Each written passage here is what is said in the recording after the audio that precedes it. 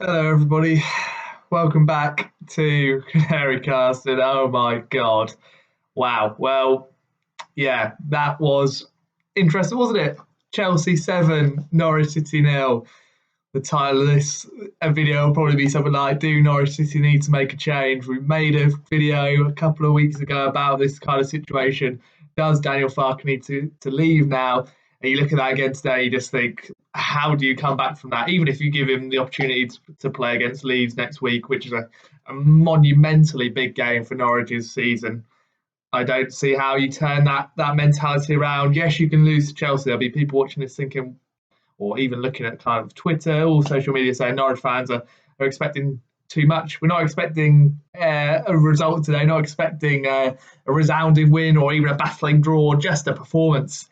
There were players walking from the 20th minute. Mason Mount scores a hat trick, and I think every goal is as easy as it can be. The midfield is a disgusting, gutless performance today from each and every one of them. See Kenny McLean walking from the 20th minute onwards. Matthias Norman decided to play more handball than football, even though he's been one of our best players.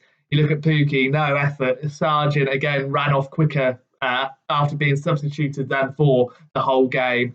Rasica came on for a couple of minutes and for a couple of minutes looked like he was going to offer something, say from Mendy, and then that was about it from Norwich today going forward. Defensively, an absolute disgusting performance. Aaron's off it, scores an own goal, gives the whole of London the opportunity to score a couple of times as well. Kabak slow, sluggish. Gibson pathetic challenge on the second challenge for a yellow card just to get himself off for 20 minutes earlier. He was angry himself, but come on, that's pathetic on a yellow card, and he'll now miss the Leeds game. Does that mean Omobamidele comes in for a back five, or does he go back to a back four? The press today, Jorginho is one of the best midfielders in the world when you give him time on the ball. You pressurise him with his lack of pace, it can be more of an issue. But the goal was like Kovacic as well, again, just so much time. I mean, it was like playing FIFA on easy mode or just watching Sunday League. You see one team so much better than the others, and it could have been more than 7. Tim Krul made a couple of magnificent saves. I think maybe Hanley and him can come out with some sort of credit in a way. At least they didn't give up like the rest of the pitiful team did. But yeah, Daniel Farke just looked like a man today who just looked like he was done. How can he come back from that? And there was a lot of just things to hate about that performance today. I was thinking when we 10 odd years ago when we played under Paul Lambert, I know we're going back some time, we lost 6-1 to Man City. The team were applauded off the pitch because yes, we were dominated and battered, ironically, by a team that were a hell of a lot better than us. But that performance, we gave every last bit of heart and soul and energy. You can forgive mistakes if your team actually runs and actually puts in performance, but to be outfought by a team that only played in midweek, had a whole week to come up with a system and a plan for this, and just looked like nothing. Just looked like we were going to give the ball away. There was no kind of passing passages, no one on Jorginho or Kovacic today. Surely Pookie or Sargent have to drop off every time one of them has the ball or is on them every time the defence has the ball. So it's not an easy pass through, but Chelsea weren't even in third gear today and they still win 7-0. You laugh because otherwise it becomes almost painful to just watch. Norwich on minus 21 goal difference. There's not another team in the Premier League that's even on double figures for minus goal difference this season. 2 goals scored, 1 from open play, both from Pookie, again, he's just so isolated. I thought, we've just got no attacking output, we're shit defensively, we're going down. The only thing is, can we beat Derby's record and not be the most embarrassing team in Premier League history? At this rate, I would worry about that. Chelsea are a lot better than us, of course. 9 times out of 10, they will beat us, especially at Stamford Bridge. But yeah, I feel sorry for the supporters today who went there. I know a couple of mates did, and you just think, wow. Well, unfortunately for them, yeah, absolute waste of money. And for the rest of the 1,500 who went and paid money to go and watch that. The only thing beneficial for them is at least it was done by, 2:30. So at least they get home earlier than if it was a 3 o'clock kickoff. But yeah, no, absolutely disgusting performance. And where do you go forward from here? Like we were saying a couple of weeks ago, who do you bring in? It's a tricky one. Chris Wilder would fire his team up. Does he keep his team up? I think there's a standout in terms of this team is better than what we've had before. The quality is there. It's just trying to get a system together for it. And I know they're trying to find a way of gelling together, but yeah, heads down after the first goal, and it's just over, isn't it? And what is it now? 31 games under Daniel Farke where we've gone behind and not come back once, not even picked up a point in the Premier League. I can't get over how a team can go from one level of the Championship, be so good, and then to the Premier League. We can say that the season was done when you sell your best player, and Buendia, I was personally quite passionate about that. Yes, Semi might have wanted to leave, but he was indispensable. Had rumours about Max Aarons, now Todd Cantwell's frozen out as well. It just seems all a little bit wrong now, and this will be painful on a CV for Farke and Webber long term. I think maybe they give him leads to if you get battered there, which is potential if they get going with the likes of Rafinha, Bamford, Phillips. Oh, it's a worry. It's a big worry. Norwich are going down. There's no question under this kind of current management. So where's the ambition? I don't see how you get more than the 11 points that Derby got as the record low under this management. We don't look like we're going to score. There's no belief there. I just want a structure. There's no Farke ball anymore. There's no passages of play. There's no triangular passing, which we see in the Championship. We even saw 2 years ago in the first Premier League campaign. Yes, we played nice football when we were naive and conceded stupid goals. This is now his second time at it. And to be fair, this might just not be Daniel Farke's level. We love the guy. Every Norwich fan will appreciate what he's done for his football club. But he was a reserve manager at Borussia Dortmund before, and sometimes just the cold, hard facts. Maybe right now he's not ready to manage a team at this level, which is a shame. It's let's put sentimentality to the side. It is a shame. But Norwich have got to be proactive now, rather than reactive when it's already done, i.e. Chris Hughton, 5 games to go, and you get relegated. This team's better than that. It's better than an Alex Neil team as well for me. There's talented players. And as soon as someone questions or goes against Daniel Farke slightly, like Jolly's taking the pen when he shouldn't have, yes, naughty, should be disciplined, but hasn't played a single second since. And he won't until Farke is gone. He just won't, because that's the Daniel Farke way. Todd Cantwell frozen out for whatever reason. I don't get this whole this training thing. Yes, personal issues. Hopefully he's absolutely fine with that in terms of a family member or whatever. We won't speculate about that, but that seems to be okay now. And yes, he has had a couple of knocks, but he's fit.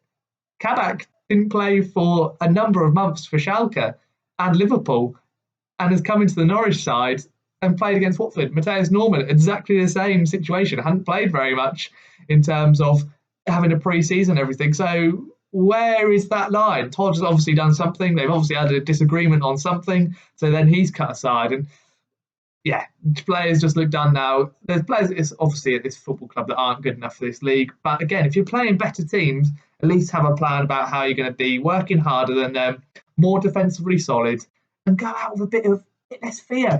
Just it's a pathetic performance today. And Norwich are pathetic in this league currently. To concede the amount we have is embarrassing. 23 goals. It's just 2 goals scored. I mean, we don't look like scoring. We don't even look like creating opportunities. We should have beaten Brighton last week, absolutely, and created some good chances there. I can't blame Daniel Farke with Josh Sargent at the side, and he doesn't want to score an open goal.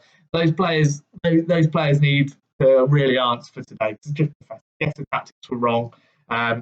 Just the width and the gaps and just the amount of space that Chelsea had was embarrassing. And it was just watching like a Sunday League crap team, to be honest with you. And we need a change now. Unfortunately, sometimes a refresh of voice can do a team good. I just don't see Stuart Webber going and pulling that trigger and kind of, to be honest, admitting he's wrong. I think both of them are quite stubborn in the way they are in terms of football. Webber's got rid of a lot of backroom staff that worked with him, Kieran Scott and a couple of others as well, Ben Kensel and all those sorts of guys who, if you're not a yes man for Stuart Webber, look at Neil Adams, who's gone through the ranks from loan manager to now assistant sporting director. That's a big old step. Just seems like anyone who goes against those kind of voices are put to the side. And then same with Daniel Farke. Look at, like I say, Leitner, Tribal, every kind of player who's gone against Daniel Farke, who's got rid of big names before as well. Houlihan, Martin, Jerome, all big senior players, all gone very quickly. And yes, anyone who goes against him then is very quickly out of the side. Like we say, Joly, he's got the most goals and assists for a teenager out of Europe last season, and he can't get into a side that can't score more than 2 goals in their opening 9 Premier League games. I mean, come on, it's a bit of a joke, and there's obviously stubbornness there. But the most worrying thing for me is there's no style now. There's no anything. It's worse in Houston. It's worse than Alex Neil when it just went away. There's no style. There's no plan. There's no anything. You've had a week to work on that absolute pile of shit today, and there's nothing there. I'm putting in more emotion to this video than what the players did in that 90-minute performance, which is again just disgusting. I hope they go and refund every single fan today. You could lose that game, but not like that. Not like that. It's pitiful. We're so bad on the ball. Players are scared when they've got it. There's no forward-thinking plan. There's just nothing. There's nothing really, and it's just pathetic. And we're laughing stock now. You look at BT commentators saying Chelsea can try anything today and those sort of things, and it's just absolutely pathetic. I don't know where a Premier League win's coming from.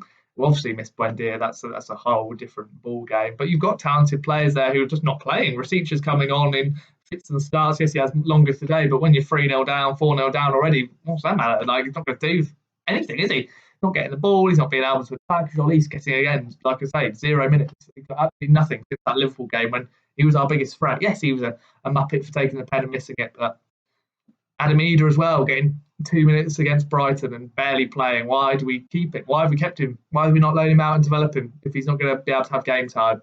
Yeah, it's a long way back. I don't see even how a win changes that. I think the momentum's too far gone now. Farke did brilliantly last season to change that momentum from having a poor Premier League season to change it back round to the Championship. And to be fair, it helped that we had the best player, one of the best players the Championship's ever seen, with Buendia. But now the team just look completely done of confidence. There's teams in and around us quality-wise which we could match with if we had a bit of a freshen up, I think, in terms of just personnel, in terms of the start, the management.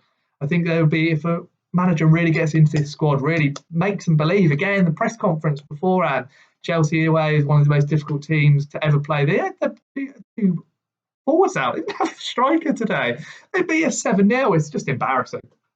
And surely without a striker, you go, right, let's tighten up on the midfield because they can play long aimless balls up to Havertz because he's not a forward.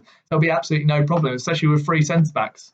But pathetic, pitiful, gutless is what we'll say on that. For me, Daniel, loved what you've done for this football club. You have been absolutely magnificent, showed us some of the best football ever. But it's time to go now because we need a refresh. Can't be sentimental in this league because, again, we'll go straight back down. And just, again, miss out on an opportunity which is there still. There's a couple of other teams that haven't won yet. If you're getting a manager now, look at what Palace did with Roy Hodgson. They got rid of De Boer, brought in a man who had a clear identity of how to play football. Yes, it was crap, but he got them points and he got them to stay up. There's managers, I believe, that will be around our availability that'll be able to keep this team up by being solid, defensively sound, especially with the likes of Kabak, who, yes, slow today, but has got that ability. Hanley can be good when he doesn't switch off. Ben Gibson, maybe not.